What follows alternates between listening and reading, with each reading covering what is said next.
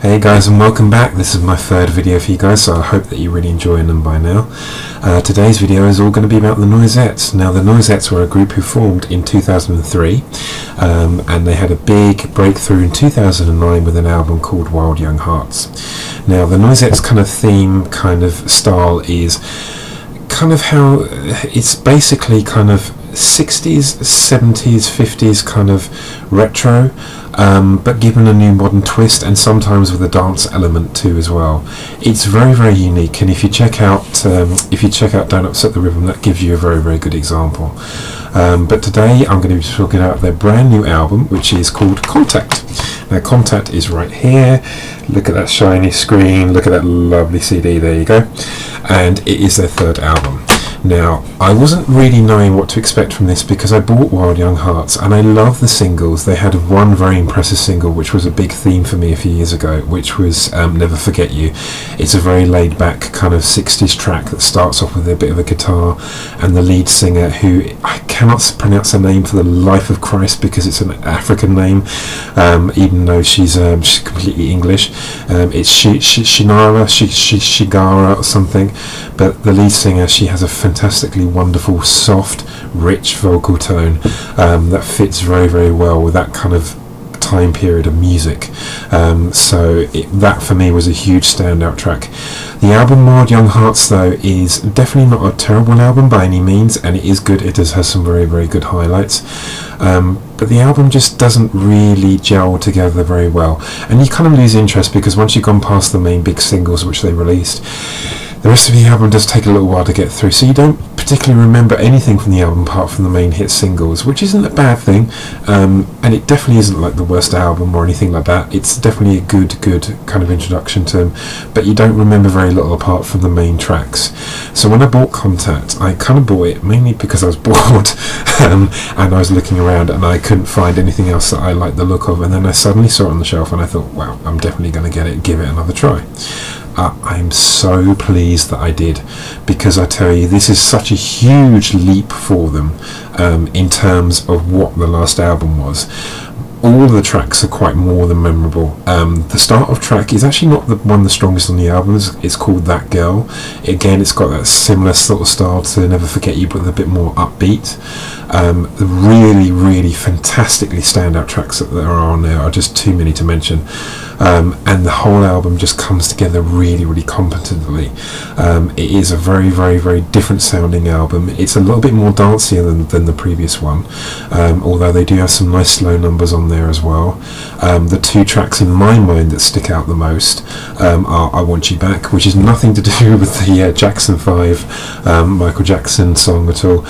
It is actually it's a bizarre song to describe because it actually starts off with a sample that sounds like Doctor Who, and it goes into this kind of fantastic sort of song tale about wanting a lover back and all this and that, which is maybe lyrically it's not that imaginative, but you don't have to worry about the lyrics that much because it just tells a nice story. But the songs and the beats, which is what they're all about, and the way it comes together, and the lead singer is Shinaru, I'm going to call her Shin because I know the first letters of her name are S-H-I-N.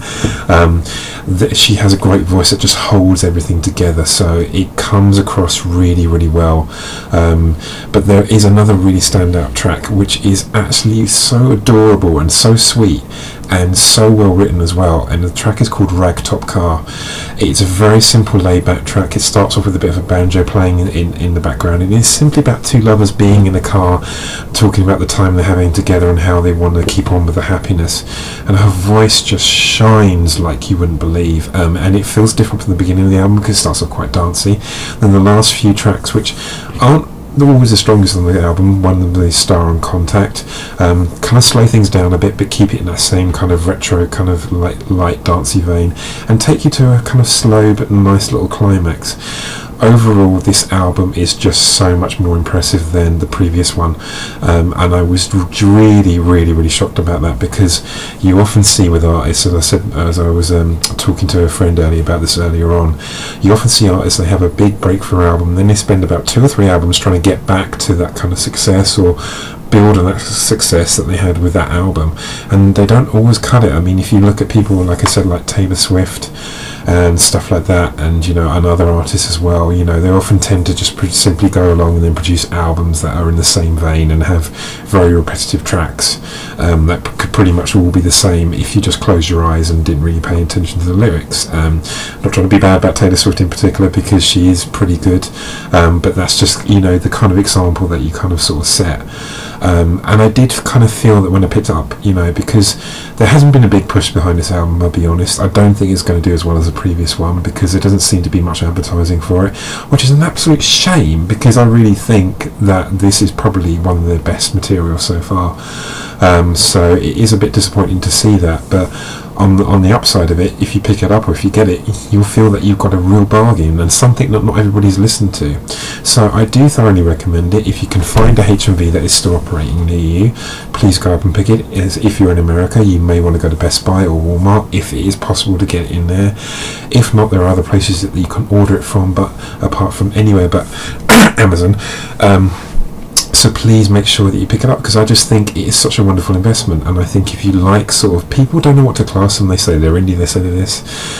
They're not really indie, but they're just unique. I think that's a great word for them. They're just very unique. I'm going to put some links down below with my big hands. I can't get my other hand in, so it looks like I'm one-handed. So there we go.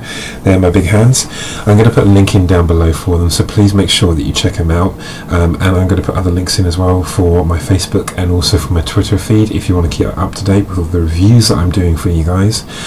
And I'm just briefly going to talk about some of the things that happened in music this week. Obviously the big thing is Adele winning at the Oscars for music fans. This is great news and not so great news in one or two ways.